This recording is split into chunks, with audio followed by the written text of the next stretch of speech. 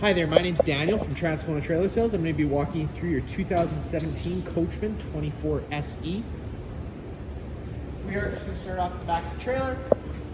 To the back of the trailer, you are going to notice we do have your spare tire. And then just on this back bumper, you take this cap off.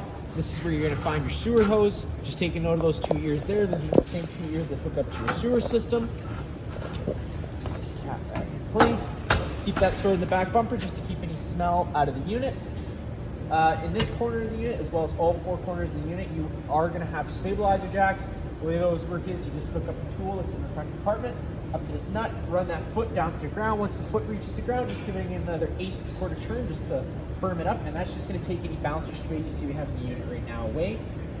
Just right off of that stabilizer jack, you do have a couple low point drains here. The white is going to be your cold lines, the red is going to be your hot lines.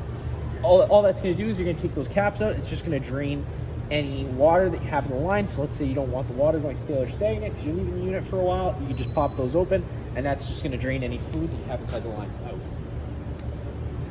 out. A little further up in the unit, you do have the power cord. Just taking note of that ear there. It's the same ear that on the trailer side. You just line those two up. Give it that 1/8 turn to lock it in, and then you got your threaded collar to really lock it down. Right next to that is your TV cable satellite hookup, and then you do just have your city water connection right here. So the way that works is you just thread a garden hose into there, and that's just going to pressurize all your lines if you're at a site service and there's no need to run your water pump. Right below that is just your sewer drain. You take your sewer hose, it's got the same connection as this. This unthreads, the sewer hose fills the spot. And then you just have your gray valve and your black valve. You're always going to want to empty your black tank first. That's going to be your dirtiest water, which is from your toilets. And then your gray valve is just your sinks and showers. So you can follow, because that's going to be typically cleaner water. It just keeps the hose that little much cleaner. A little more forward in the unit. Just down below here, you do have your fresh water tank drain. The way that works is you just thread this cap off. If you were to thread this cap off, it just drains the fresh water tank. The fresh water fill is right here. Stick your garden hose in there, it's gonna fill your fresh water tank. You just have your storage compartment here.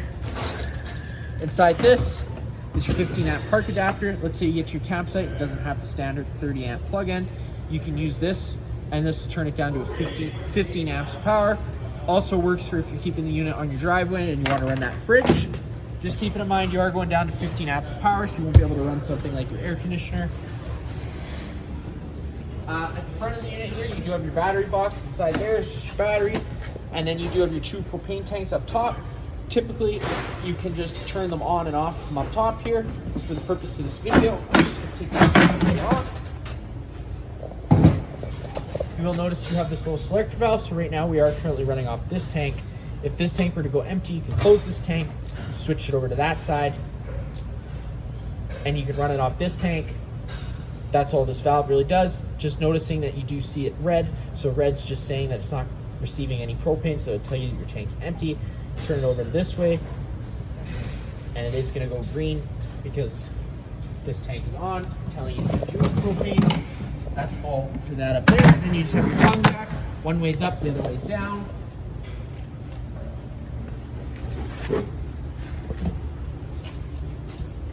This side, you just do have some more storage on this side as well as that power cord. And just that tool for the stabilizer jack I told you about.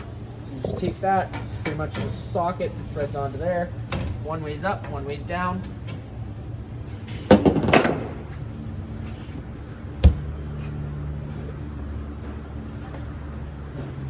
I will just point out that you do have a little flap here. It's got 2 little notches that you can close over. If you fold those back over regular, it does allow that flap to open up. So once you turn on that overhead fan above the stove, it'll be able to evacuate those fumes. But when you do go traveling, it is good to just latch it up. That way you're not getting any excess dust inside the unit. Right below that is just your hot water heater service port. There really isn't much you have to worry about here other than the fact that when you first get to your campsite, you are just going to want to give this pressure relief valve a pull. There should be a shot of water that comes out. Right now we're currently winterized, so the tank's empty. So there is no shot of water. That is letting you know that the tank's empty and it is not safe to fire up. If you were to fire it up, you do run the risk of burning out your tank. So just always making sure you get that shot of water before you turn it on. And then you do just have your main drain bolt right here. So if you were to pull that plug out, it would drain the hot water into your tank. This little silver cap here is your furnace exhaust. Whenever the furnace is running, this is blowing out hot air, so just keep that in mind. You got your two 110 plugs. And then just inside this compartment here is just some storage, as well as another plug, so you could put a mini fridge in here if you were to want to do so.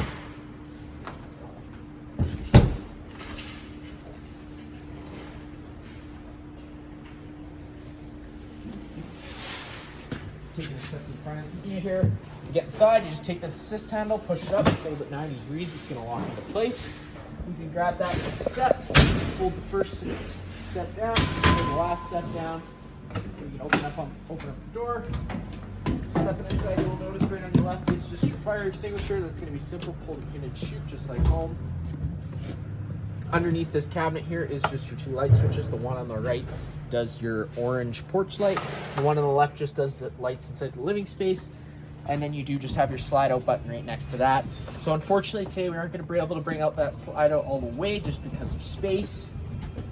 But typically once that slide out is fully extended, you are going to hear the clicking of the motor. Once you hear the clicking of that motor, you are just going to want to let off that button.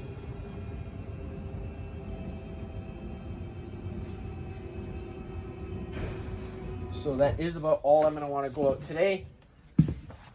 Right next to that is your awning switch button. If you hit that awning button out, the awning's going to start making its way out. Again, due to space, we aren't going to be able to fully put that awning out, but you're going to know that awning's fully extended when you see the back of the metal tube and the little flap hang down. Now if it were to start raining, you can take any arm, front, or rear, just grab it, pull it down, and then you just got this little knob just to lock it into place. Once that knob is locked into place and tight like so, it'll hold its own, and you've got water to then drain off. Now if you do like that angle better, you can do the same thing with the rear arm, and it's going to allow for more shade underneath the awning. Just always making sure you always loosen these, loosen this holder off, just so that arm can go back to straight, so whenever you're bringing it in, you don't run the risk of bending anything. Once we're inside the unit, off to the right is just the bedroom. Just turn that light on. You do get storage on both sides of the bed, as well as underneath the bed. You do have a little storage space for whatever you'd like to put underneath there. Now, all the blinds in the unit do just kind of sit where you leave them. So that's all they all work. And then you do have your fire exit. The way that works, you just take this little red tab, pull it, the screen's gonna pop out, and you just take this handle, push it out, and you can hop out of the unit. On the wall, you do have your TV backer, as well as a 110 plug and your cable satellite connection. And then kind of just on this wall here is just this nice couch. This couch does fold out into a bed, but because I can't put the slide out all the way, the bed won't be able to fully fold out, but it does just work pretty simply. You just grab the foot of the bed, and it's going to start trying to want to fold out. To get it back in, you just do the opposite.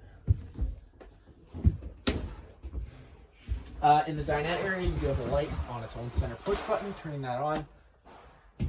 If you were to want to turn this dinette into a bed, you can do so just by removing these bottom legs, taking the tabletop, putting it on this nice ledge here. Take your back cushions, you fill in the center, and you can have another bed. In the kitchen area, you do have your microwave. That's going to be pretty much just like home, minus the fact that it's in your trailer. And then you have a light on your range hood as well as a fan. Always want to be making sure to run that fan whenever you're running the stove, because it does run off propane. With that being said, not only does the stove run off propane, your furnace also runs off propane. Propane's heavier than air. Here's your LP detector. This guy's going to detect it on the ground here. If this guy ever does start going off, you are just going to want to turn off the main supply of propane to the unit and open up all the windows just to air it out a little bit. To fire up the stove works pretty simple. You just take that knob, throw it over the light, hit the sparker, and it does just fire right on up, nice and easy. To get the oven going, you do have to open it up. You're going to turn the knob over to pilot, You're gonna push and hold that on pilot. Take your lighter and just go to this little gas valve or gas outlet over there. Give it a light, and it lights up the pilot. Hold it in for another second. Now that it's holding its own, you can turn it up to its desired temperature. It fires right on up. One thing I will mention, that sometimes when you haven't used the propane for a while, it can take a while to clear all the air out of the lines. So just being mindful of that. Don't panic if it doesn't fire up right away. It can take a few minutes sometimes. Inside this compartment here, you do get access. Once you pull this little false board out of the way, it's held in by 2 screws. It's going to give you access to your hot water heater as well as your water pump.